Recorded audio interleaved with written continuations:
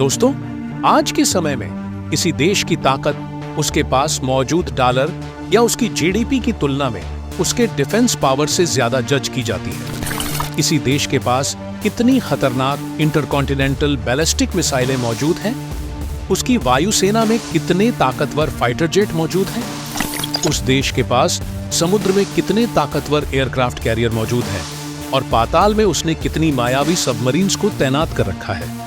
ये सारी चीजें किसी देश की डिफेंस पावर को बयां करती हैं। और आपको जानकर गर्व होगा कि भारत आज इन मामलों में इतना आगे निकल चुका है कि जमीन, आसमान और समुद्र से पलक झपकते ही दुश्मनों को राख में तब्दील कर सकता है। लेकिन आज की इस वीडियो में मैं आपको भारत द्वारा समुद्र की गहराइयों और सतह पर तैनात करने के लिए डेवलप किए जा रहे ऐसे तिलिस्मी ताकत की जानकारी देने जा रहा हूं, जिसे जानने के बाद आप भी गर्व से झूम उठोगे, क्योंकि ये ताकत आने वाले समय में दुश्मनों के लिए बवंडर साबित होने वाली है। जी हां, हम बात कर रहे हैं भारत की ऐसी न्यूक्लियर पावर्ड सबमरीन के बारे में जो दुनिया की सबसे खतरनाक बैलिस्टिक मिसाइलों से लैस होगी, और भारत के उस एयरक्राफ्ट कैरियर के बारे में जिसे ऑपरेट करने के लिए 10-20 सालों तक नए ईंधन की जरूरत ही नहीं होगी। कैसा लगा आपको? चौंक गए ना? अब अगर आपको लग रहा हो कि मैं आपको भारत के उस प्लान की जानकारी देने जा रहा हूं जो 50 साल बाद कागज से निकलकर वास्तविक स्थिति में आएगा, तो आपको बता दूं कि भारत ने इसको लेकर तैयारी स्टार्ट कर दी है और आप सिर्फ चंद सालों का इंतजार कर लीजिए। भारतीय नौसेना की ताकत ऐसी मायावी बनने जा रही है जिसका मुकाबला चीन छोड़िए अमेरिका भी नहीं कर पाएगा। सामने आ रही लेटेस्ट रिपोर्ट के अनुसार डीआरडीओ और भाभा एटॉमिक रिसर्च सेंटर के वैज्ञानिक साथ मिलकर 190 मेगावाट वाले न्यूक्लियर रिएक्टर को डेवलप करने का काम स्टार्ट कर चुके हैं। और इस रिएक्टर का इस्तेमाल करते हुए जिस न्यूक्लियर सबमरीन को डेवलप किया जाएगा वो इतनी ताकतवर होगी कि इसकी मौजूदगी मात्र से ही दुश्मन देशों के होश उड़ जाएंगे। और इसी तकनीक का बड़े स्केल पर इस्तेमाल करते हुए हमारे वैज्ञानिक एक और अत्याधुनिक न्यूक्लियर रिएक्टर को डेवलप करने पर फोकस कर रहे हैं, जो भारत के आगामी न्यूक्लियर एयरक्राफ्ट कैरियर में इंस्टॉल किया जाएगा, जिससे इस एयरक्राफ्ट कैरियर के पास ऐसी जादुई ताकत आ जाएगी कि इसे दशकों तक समुद्र में बिना रुके ऑपरेट किया जा सकेगा। रक्षा जानकारों की माने तो भारत द्वारा उठाया गया ये कदम न केवल हमारी आत्मनिर्भरता का प्रतीक बनेगा, बल्कि उस सपने को भी साकार करने का माध्यम होगा जिसमें भारत अपनी पावर और सुरक्षा के लिए किसी दूसरे देश पर निर्भर नहीं रहेगा। न्यूक्लियर एनर्जी से चलने वाला ये एयरक्राफ्ट कैरियर भारत को उन देशों की पंक्ति में लाकर खड़ा कर देगा जिन्हें दुनिया का सुपर पावर कहा जाता है।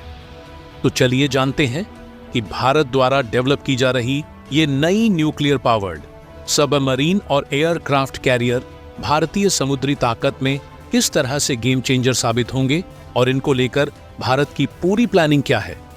लेकिन भारत समुद्र में एक साथ 2 मायावी हथियारों को उतारने की तैयारी स्टार्ट कर चुका है। इसके लिए वीडियो को एक लाइक और कमेंट बॉक्स में जय हिंद का एक प्यारा सा मैसेज जरूर टाइप कीजिए। ध्यान रहे, जय हिंद लिखना हर एक भारतीय के लिए काफी सम्मान की बात है। दोस्तों, जब हम बात करते हैं किसी देश की पाताल में छिपी हुई अदृश्य ताकत की, तो सबसे पहले जिस हथियार का नाम सामने आता है वो है न्यूक्लियर पावर्ड सबमरीन्स। ये पनडुब्बियां न केवल अपनी रहस्यमयी ताकत और गायब होने वाली तकनीक के कारण दुश्मन देशों के लिए खौफ पैदा करने वाला हथियार बन जाती है, बल्कि इनकी मारक क्षमता और लंबी दूरी तक हमला करने की ताकत किसी भी युद्ध की दिशा को बदल सकती है। भारत, जो पहले न्यूक्लियर पावर्ड सबमरीन्स के लिए रूस पर निर्भर रहा करता था, अब हम खुद की तकनीक का इस्तेमाल करते हुए ऐसी पनडुब्बियां डेवलप करने में सक्षम हो चुके हैं।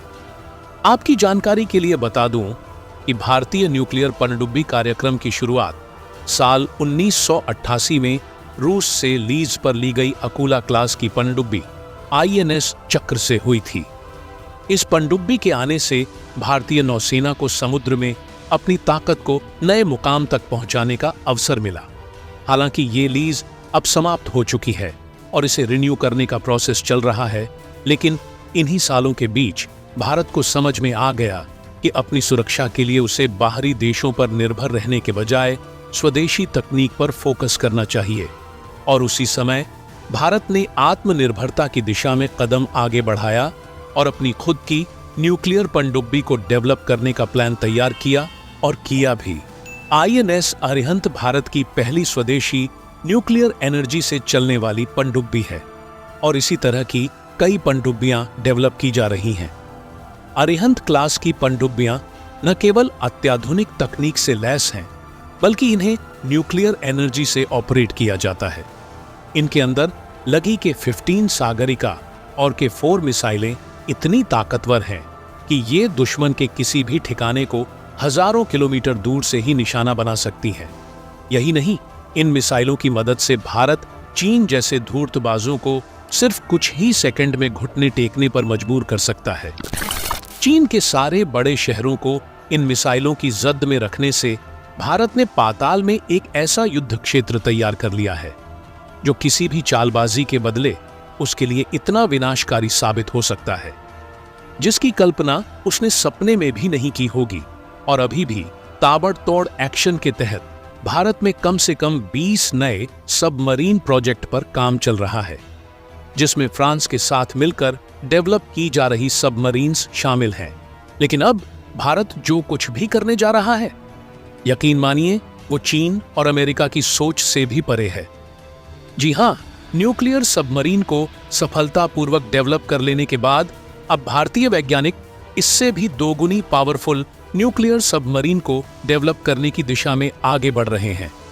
भारत का उद्देश्य इन पनडुब्बियों को समुद्र की ऐसी मायावी ताकत से लैस करना है और इनमें इतनी ताकतवर इंटरकॉन्टिनेंटल बैलिस्टिक मिसाइलों को तैनात करना है कि सिर्फ कुछ ही सेकंड में अमेरिका पर भी हमला कंप्लीट हो जाए।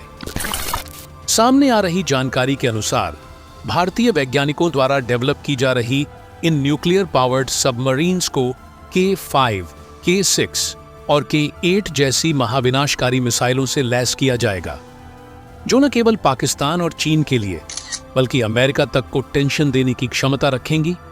इन मिसाइलों के इंस्टॉल हो जाने के बाद भारत की ये पनडुब्बियां समुद्र के अंदर दुश्मन देशों में खौफ का माहौल पैदा कर देंगी। यही कारण है कि भारत ने अभी इन पनडुब्बियों का डेवलपमेंट कंप्लीट भी नहीं किया है और इसको लेकर इंटरनेशनल मीडिया में लंबे लंबे आर्टिकल लिखे जा रहे हैं।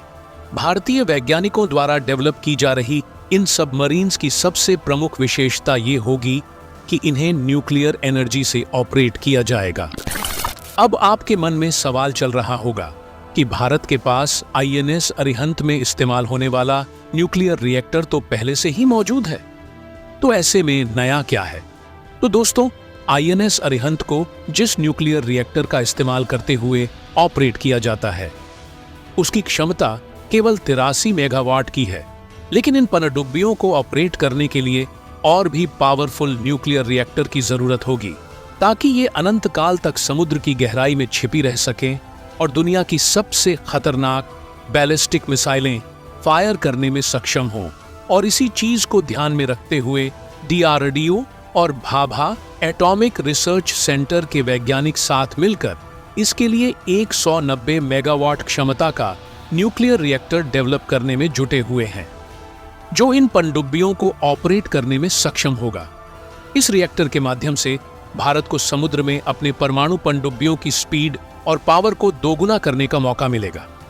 ये रिएक्टर भारतीय पनडुब्बियों को और अधिक शक्तिशाली बना देगा, जिससे इनकी मारक क्षमता और समुद्र में उनकी स्थिति और मजबूत हो जाएगी। लेकिन अब जो कुछ भी आगे की प्लानिंग है, वो तो इससे भी 10 स्टेप आगे की है। सामने आ रही जानकारी के अनुसार अब यही तकनीक भारत के न्यूक्लियर एयरक्राफ्ट कैरियर के लिए भी इस्तेमाल की जाएगी। ये बात तो आप भी जानते हो कि भारत के पास एयरक्राफ्ट कैरियर को डेवलप करने की सारी तकनीक पहले से ही मौजूद है, क्योंकि भारत अपना स्वदेशी aircraft carrier INS Vikrant develop कर चुका है।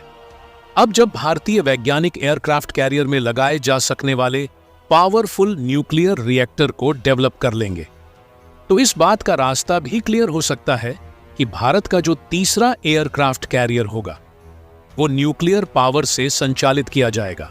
जी हां, भारत का तीसरा न्यूक्लियर एयरक्राफ्ट कैरियर, जिसे भविष्य में न्यूक्लियर एनर्जी से ऑपरेट करने की प्लानिंग की जा रही है, समुद्र में भारत के लिए एक नई मायावी ताकत लेकर आएगा।